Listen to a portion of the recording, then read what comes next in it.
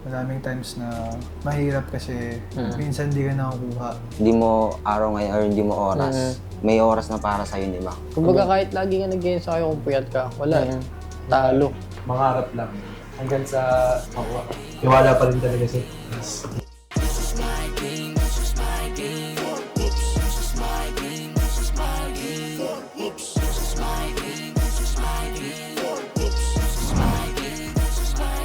So what's up guys, hindi naman tayo sa panibago natin yung episode. My name is Ken Cruz and kasama nga natin ngayon ang New Era Boys. Nanggaling pa sila sa mga school nila. And kasama natin ngayon si Sean Bondok, si Mac Kamasis, and si Lebron Kirog, and si Dash Kuya. So first of all, mga ka-idol, kamusta po yung life nyo ngayon? School and basketball. Okay naman. Kasi ano lang, okay lang man po. Okay ka lang. Naka-enroll ka na? Siyempre, okay na lang. Kanina lang po kanina. Anong grade mo na kuya? 12 na, 12. Well, si ano naman, si Mac. okay rin naman. Okay naman. Si ano naman, Ako rin din. Naka-enroll na din sa New Era. player ka rin sa New Era, no? Si Dash din, Ako po sa Letran. Letran, Doon po ako. juniors, Seniors po. Seniors. yung Bigat. Sheesh. bigat. Chill lang. Bigat. So Bana. yun mga ka-idol, pag-uusapan lang naman natin dito yung paano kayo nag-grow sa basketball and paano kayo napamahal sa alam natin na basketball ngayon na mahal natin. Si Dash muna. Nag-start ako nung 8 to 9 years old ako. Pero since toddler pa ako, naghawak na ako ng bola ng dad ko. Tapos parang, hanggang sa lumaki ako, puro bola lang. Tapos, grade 6, nung gusto ko na seryosohin. Tapos ever since, puro basketball na lang ako. Tapos, aral. Pero, yun, ever since 12 years old ako up till now, na-decide ko na gusto ko siyang subukan bilang career. Kasi since never ako nagsawang laruin and sinusuportan din ako ng dad ko. Siya rin yung one of the main reasons na nag-influence sa akin sa basketball. So yung growing up, syempre, alam naman natin na kikita mo na yung sarili na gusto mo rin mag-pro. May ano ka ba, may bala ka ba mag-pro? O ano, pag-aaral muna? Meron naman, as soon as possible kung kaya na magpa-draft, kaya na para hindi rin na-delay yung pag-aaral. Ah. Maaga rin mga graduate. Kamusta na yung mga liga-liga nung bata ka pa? Syempre, alam naman natin yan. Experience ba? Nung bata ako, wala masyado, puro papawis lang din, tsaka Pawis lang. konting inter-school pero hindi pa kasi ako ganun ka.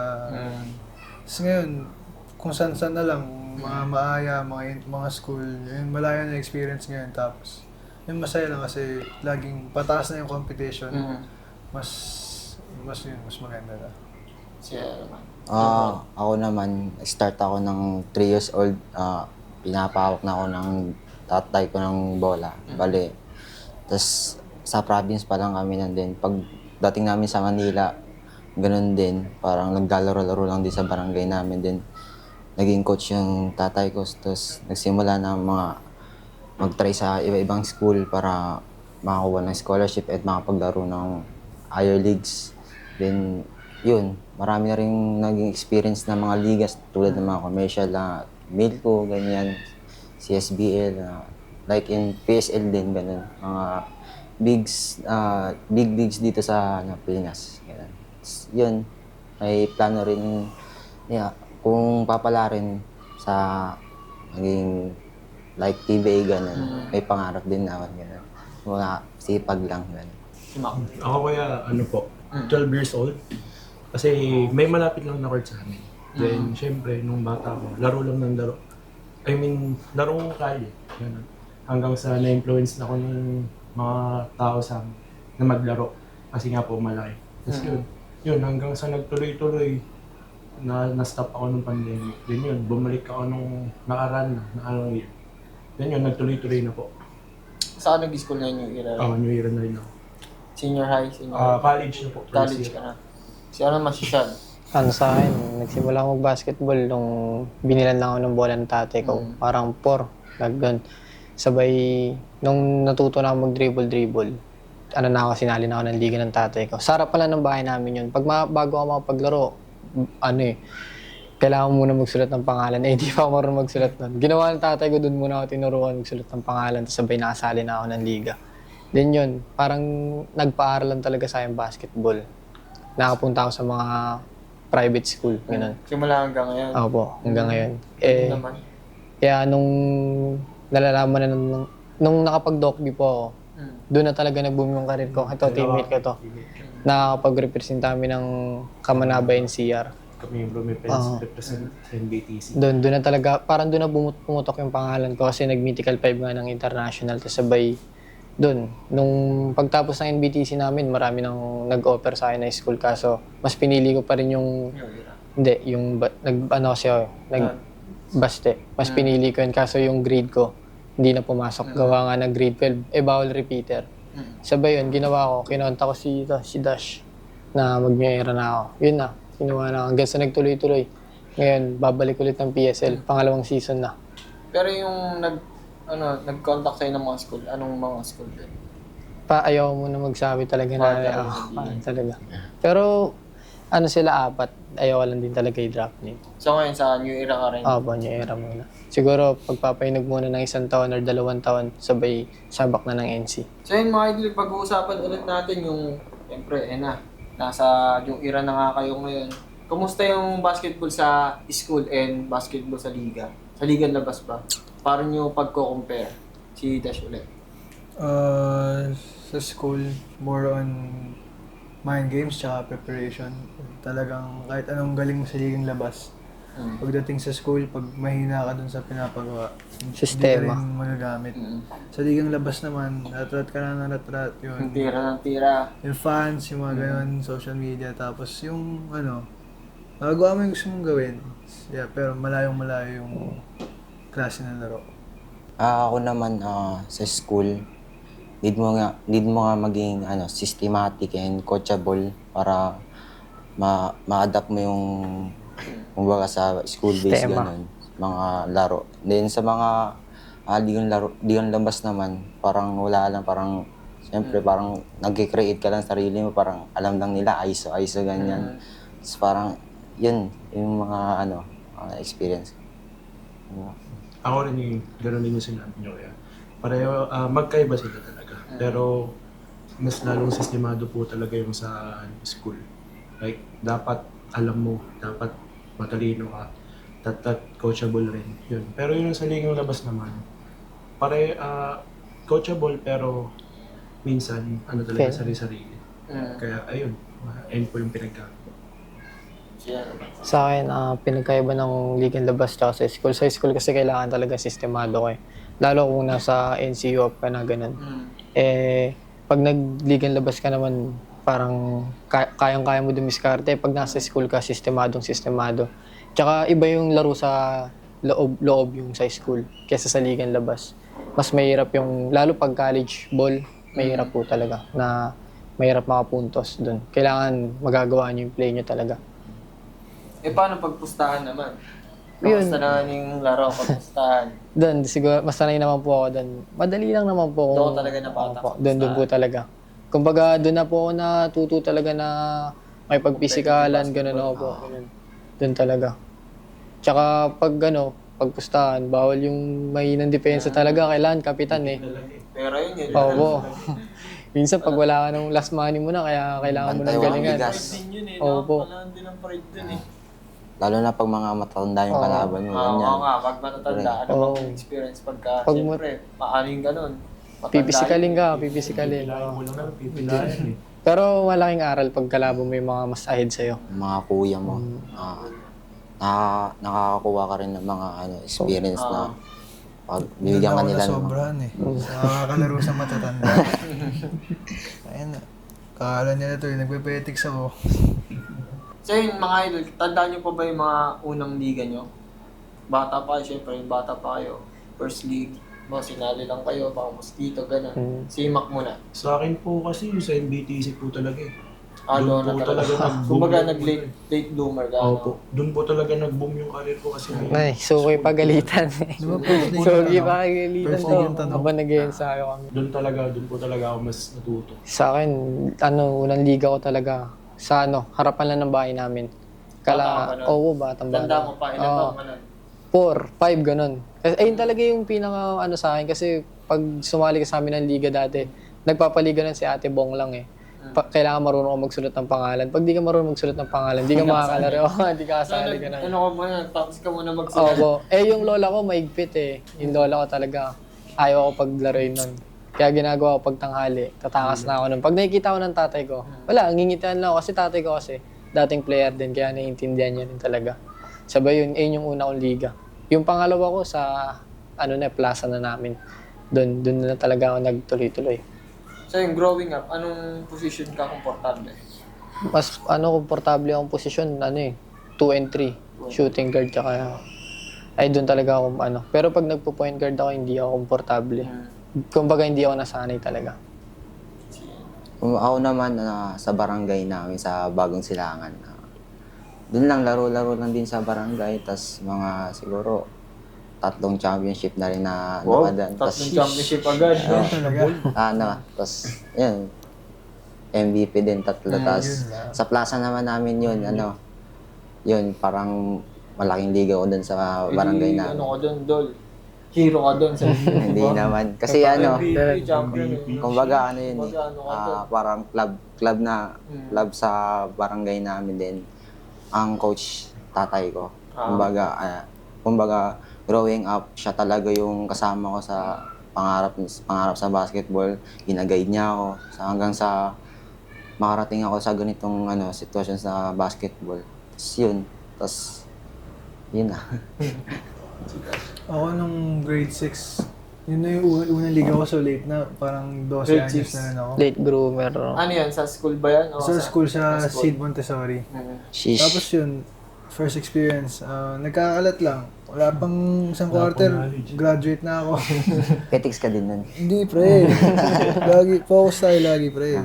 Go hard tayo. Tapos may una kong attempt sa tres, pero palong-palo ako nun pag tira ko, lumagpas ng board. Pero yun yung unang-unang tira ko sa career ko na hindi ko makalimutan. Yung, kumbaga, sa buong buhay ko, unang attempt ko sa competition. Tapos kahit lumagpas siya ng board, hanggang ngayon, naaalala ko siya kasi yung adrenaline ko noon, yung experience mo na, yun na yung una. Dahil kahit naisip ko siya na sobrang pangit. Tira mo ngayon, walang tinamaan o kapos? Dahil ako lumagpas ng board. Lumagpas ng board. Stepping carry na Pero ngayon yan. hanggang ngayon, iniisip ko, hindi yung mintis, kumbaga yung adrenaline ko kasi. Parang first time ko maramdaman yung gano'n. Tapos yun, ever since basketball, tuloy-tuloy na. Pero din yung unang liga, puro kalat, foul out lang. So yun mga kuya, ano po ba yung mga memorable game natin? Alam naman natin, hindi nyo makakalimutan na game. Ikaw muna. Sa akin, yung NBTC talaga. Yung second game namin, kampi ko to, teammate ko. Sa kalaban namin, Jensan. Yung NBTC kasi, parang yun intercity, tas sabay may mga halong iba-ibang bansa, ganun. Yun, yung second Saan game. ginanap sa MOA yan, no? Yung first game sa MOA. Yung second game namin sa tabi lang din ng MOA eh. Sa... Hindi ko lang alam kung saan yun eh. Ecom yun? Oo, yun. Ecom Sport ko. basta doon. Sa Ecom doon. Basta doon, sa Eco. Memorable. Yung 3 games naman namin na yun, memorable talaga yun. Kasi Panalo naman. dalawa yung talo namin doon eh. Una, tinalo kami ng Phil Nation. Ano yun? Parang bracketing pa lang po. Nung natalo kami, Division 2 kami, sila Division 1. Doon, pagkatapos nun, kalaban namin Jensan, doon, nag-31 points ako, tapos sabi kalaban namin Ateneo, nag-25 yata ako, 22 ganun. Sinong mabigat na sa atin ngayon? Sa Porter po talaga. Tsaka si Lebron. Ayun yung mabigat talaga. Kata sa Pilipinas. Hindi si Lebron. Ito. Nieto, Lebron Nieto. Kala mo agad ikaw. Oo, lagi akong bunot mo. Parang Lebron Nieto and Porter lang talaga nagpahirap sa amin ng Ateneo. Malakas talaga si Malakas po Lopez. talaga. Ang hirap nilang pigilan. Nung fourth, dikit kami sa Sinong kanila. Nieto? Yung kambal o isa lang? Yung isa lang. Yung bunso pinakabata. nila yun, diba? Yung bunso. Ayun yung Si Matt, pinaka... no? Hindi, si Lebron Nieto po. Si Lebron Nieto. Bata pa yun. Yun yung pinaka-memorable sa akin. Ayun rin, yung NBTC. talaga. Kampi mo ba siya no? Oo, teammate. Siya yung big man namin. Doon po talaga pinaka-memorable sa akin. Kasi ikaw na 17, 18 years old, nangarap na maglaro ng MOA. yun, doon talaga. Pa lang eh, no? Doon pa lang ko Iyak lang yan. ako. Bless na bless ka na nun. eh. Masayang-masaya na ako, mapaglaro nung Siyempre, yung mga iba, nasa ano lang, streets lang, init. Ikaw, naka-aircon ka pa. Yun talaga memory na. Pinawisan ka nun. Parang tuyo-tuyo yun lang. Ayun, Lang.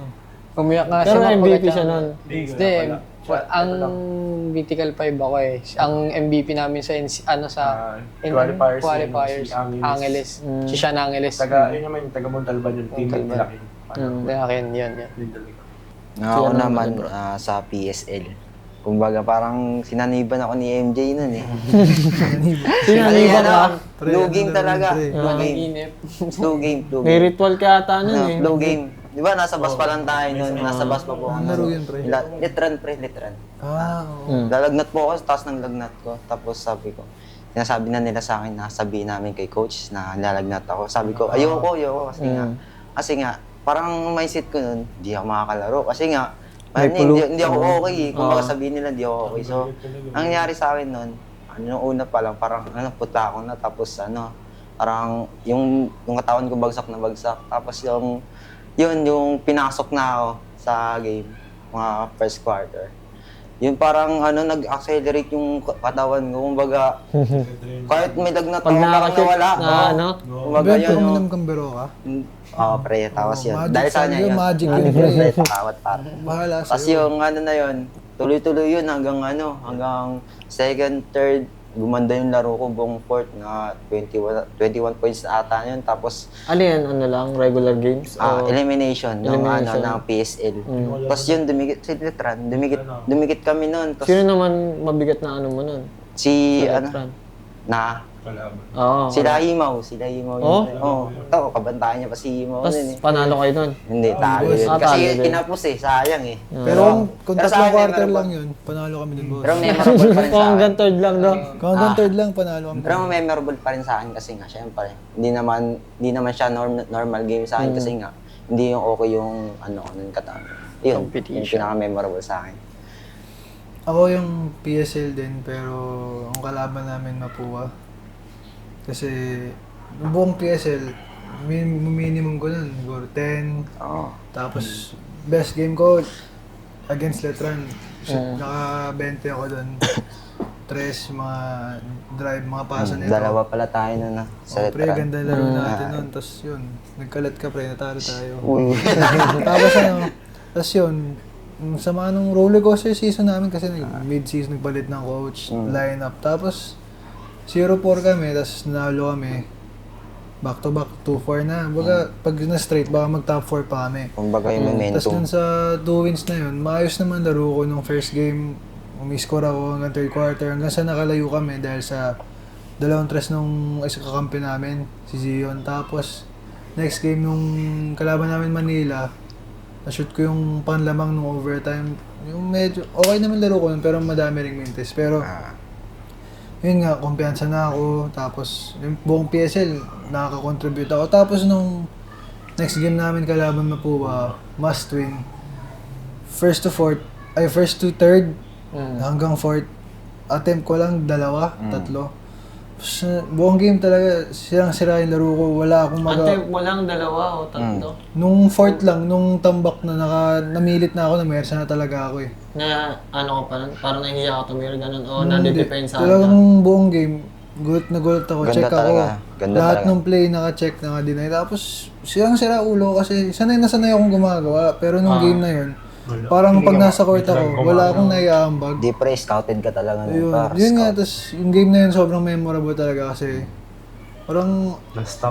eye-opener sa akin. Ganun lang nila ako kadali na check. Talagang wala akong nagawa kahit anong play ni coach. No choice na siya, inuupo na lang niya ako kasi wala talaga, liability na ako eh. Pero yung respect sa'yo nun, pre, no? Respect na tapos- depensahan siya. Yun, hanggang ngayon, inisip pa ng PSL. Inis na inis ako ng larong yun kasi must win na. Tapos yun, check na check ako. Ano rin, magandang realization din kasi nga, napupush ko pa yung sarili ko. Kasi tumataas na rin masyado kumpiyansa ko ng PSL na yun eh. Kasi nakakontribute ako. Tapos nung game na yun, naging lesson sa akin kasi wala talaga akong ginawa nun. Kuwang-kuha nila yung laro ko nun. Nung nag-music up ka, experience naman, kamusta?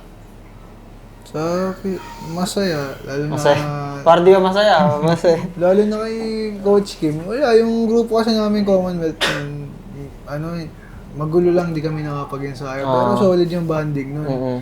Pag nanalo, sobrang sasaya namin. Pag natalo naman, heads up lang, tulungan pa rin. Tapos yun, mga kampi ko dun, mga LT lang. Kahit matatalo na kami, manalo na, good vibes lang sila. Montejo, sila Rieta, yung mga, tsaka si Coach Kim yun, lagi niya kami pinapakain after games and sayang lang di namin nakuha kasi kaya naman. Siya naman, nag-music up ka rin, idol, di ba? Kamusta yung experience? Sa akin, okay naman. Kaso nga lang, talaga. May bad game talaga. Lalo na yung semis, first quarter. Bad game ako nun. Hanggang sa fourth quarter, pinasok ako. Doon ko nilabas. Oo. Nagbigay ka na ng bus eh, no? Samahan siya. Ang ganda ng... 19 ka, di ba? Opo. Yung ganda ng laro ko nung fourth quarter na yun. Kasi kampi ko, mga ano eh. Makilala rin talaga sila Ken, sila Sarsa. Yun talaga, doon po talaga lumabas yung laro ko. Kasi bumawi ako. Kasi nagkalat ako ng first quarter. Yun, doon talaga ako bumawi. Saan naman tayo mga idol? NBA idols and inspiration. Ayan, yan muna. Sa akin, idol ko sa NBA si Jamal Crawford. Jamal Crawford. Talaga. J crossover, no? Yun talaga. Sabay, kasi parang ano eh, Bakit mo siya in-idol? Dahil ba sa moves niya? sa moves niya talaga. Moves niya ba't sa ugali niya, ganun. Sa moves niya talaga. Kasi pag pinapanood ko siya, parang na-adapt ko yung laro niya. Ganun. Parang madali mo kunin yung ganun. Si Mac. Para sa akin, kuya, si ano po eh. Si Shaq. Shock. Yun talaga. Yun Sa talaga. local. Pati diet, pre. Meron po si Pardo. Si Junmar talaga, no? Oh, lalaro sila ngayon. Oo, Bukas. Bukas, parta natin, no? Baka naman daw. Di ba ka naman? Dominican Pero Republic. ticket, nasa bag. Yun lang. Saan lahat? Sa akin naman yung kapangalan ko, si LeBron James. LeBron James, no? Tapos si Kyrie. Kamuhay. Pre, pakitaan mo ng crossover. Sino ba nagpangalan sa'yo ng Lebron? Airpat mo? Apo, kasi that time Pero po kasi pat mo noon, talaga? 2000, ano po, papanganak po ako. Then, parang nag-boom po yung karir ni Ano ka ba? Lebron. Anong taon ka ba panganak ko ya? OT. Oh, yun yung kasagsagan. O3, oo. Doon siya nagpa-drop. Tapos O3. din nung parang yung chosen one, di ba, nagkaroon ng si Lebron, sumikat siya. Then, bali tatlo kasi yung pangalan ko na NBA player. Tatlo name mo. Ano? Yung Rod, basta yung Rod Stewart, tas Stewart. LeBron James, tas Anthony Hardaway. Anong buong pangalan mo? Palang galing mo rin. Anong buong name mo? Rod LeBron Anthony Kirog. Rod LeBron Anthony Kirog. Anthony. Anthony. Yung pinangalan sa kanya si Anthony Hardaway pala. Oh, yun. Si Yan. Anthony. Yung shooter Hardaway. sa New York. Pakita yan. mo ang mga galaw nila, pre. Pakita mo nila, pre. Kaya pala, ang galing talaga. Si Penny Hardaway, yung ba yan? Si Hindi Penny? pa, iba po yan. Iba pa yun. Si Anthony Hardaway. Iba po yan. Tapos, yun. Tapos sa dribbling naman si Kyrie, no? Kyrie. Tapos sa passing, tapos si Daming idol. si Steve Nash. Steve Duda Nash, ako no? doon sa passing. Ay, di ba naman Duda ako doon. Kasi pag nakita mo ako pumasok pre, kay Dash pa lang sa wing, oh. Oo, pasok na yun, pre. Hindi, tumatalikod na ako kasi alam ko eh. Shoot na eh. Benta ka na naman, Parang pre. play Pre, ganun talaga. Parang play Curry. Pero yun ang Pinas yan. Yun Si lang. Dash. Si, boss, Lebron din. Si Lebron. Kasi, yun lang, hindi lang sa court, yung mga ginagawa niya rin sa labas. Yung charity work niya, yung pagiging family man niya. Naging idol ko lang siya dahil, ever since, na siya hated na. Tapos ang daming kumukontra sa kanya kahit wala naman siyang ginagawang mali. And for me, siya talaga yung GOAT. Tsaka, dahil sa mga... siya ang GOAT mo. Dahil sa mga accolades niya, tsaka yun lang, yung IQ niya, lahat kaya niya gawin. Tapos, sobrang lakas niya. Kaya pag namamersa siya kaso, ngayon, hindi mo alam kung matanda na o pumipetics lang talaga. Nakakainis na panoorin minsan eh. Pero yun, idol ko siya since, pati nung nag-start ako ng basketball, nung nanonood ako, Miami Heat days na yung pinapanood ko nun. Hit Lebron, no? Bron hit. Lakas nun eh, no? Mga kasagsagan nila. D-Wade Lebron, no? Vitas Bosch. Oo, boss, no? Krish. So yun mga kuya, anong masasabi niya sa mga basketball player na, siyempre, sa mga maliliit pa lang, sa mga, alam natin na, hopefully, nangangarap din sila na mapunta sa mga school, katulad ng New Era, Letran, and Siguro, madami talagang madaming times na mahirap kasi minsan di ka nakukuha. Oo. May pagkakataon na gano'n. May time din na palipat-lipat ka, lalo na pag naghahanap ka ng libreng paaral. Yun. Yung emotional take na rin kasi student, athlete, tapos yung pressure, yung para sa magulang mo, sa mga may believe sa'yo. Masabi ko lang dun is, tuloy-tuloy lang. Tuloy-tuloy lang. Tuloy-tuloy lang kasi meron din akong ilang months na pa-college na ako pero wala pa rin nag-offer sa akin. Tapos yun, tinuloy-tuloy ko lang. Tapos yung PSL, naglaro ko yung era, nagkaroon na din ng offers. And yun parang, pero nung bago yun, sobrang napapaisip na ako. Kasi sagsag na ako ng liga nun, mga experience, scouting, pero wala pa rin totoong nag-offer sa akin ng college kasi madaming nag-offer lang. Pinapag-repeat ako ng pag-aaral sa senior high kaso ayaw ko payagan ng dad ko. Mas gusto niya unahin ko yung pag-aaral ko. Tapos yun, sinabay ko na nung may mga offers na ng college, buti na lang, malapit na magpasokan, may mga lumabas naman. And yun, sa kaba ko, sa pressure, at least, nung sinasabi ko lang, keep going, may lumabas din na payoff din. Sa akin naman, masasabi ko lang sa mga kabataan ngayon na huwag silang sumukong mangarap habang bata pa. Kasi kumbaga, mahaba pa yung journey nila sa basketball. Kasi kung hindi mo araw ngayon or hindi mo oras, may oras na para sa'yo, di ba? Kumbaga, hindi lahat ng tao pare-pareho ng tinatahak eh. Kumbaga, darating din yung kumbaga, Kanya-kanyang time ba din? Yung ganun. Ganun lang. Ay, para sa akin, ganun din yung sinabi ko. Mangarap lang. Hanggat meron pang papuntahan like school, tuloy-tuloy pa rin talaga. Hanggang sa, siyempre, makuha. Iwala pa rin talaga sa taas na makuha. Sa akin naman, sipagan lang nila palagi. Kasi syempre, kung tatamad-tamad ka, wala kang patutunguhan. Kaya, yun, sipag lang palagi. Sabi nga na ito, pag time mo na talaga sa basketball, sa'yo na yung Time to shine.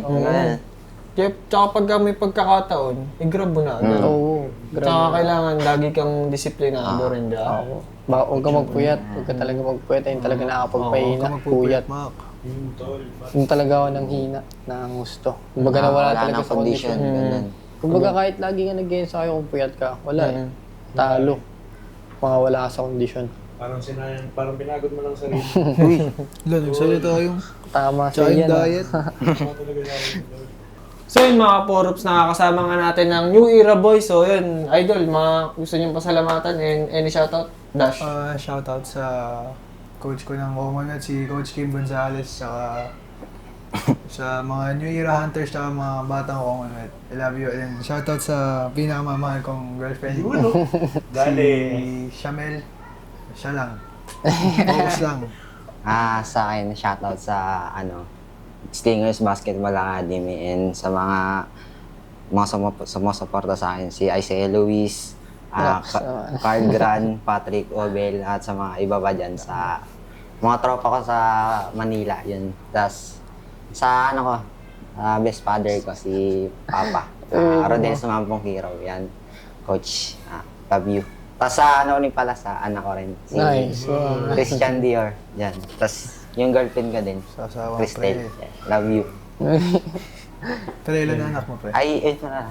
Ang tita ko pala, si Arya Tatoy din, kay Rowena Robles. Yan. Thank you. Shoutout po pala sa sa magulang ko dyan na sumusuporta sa akin lagi. Tsaka sa Team New Era Boys rin. Shoutout kay Coach Jay, tsaka kay Coach Juan. Tapos shoutout rin pala sa girlfriend ko, si Camille. Sino? Tol, si Camille lang, tol. Hindi, ako nagpapasalamat ako. Unang-una talaga sa tita ko, kay Tita Ading, and kay Tito Lito.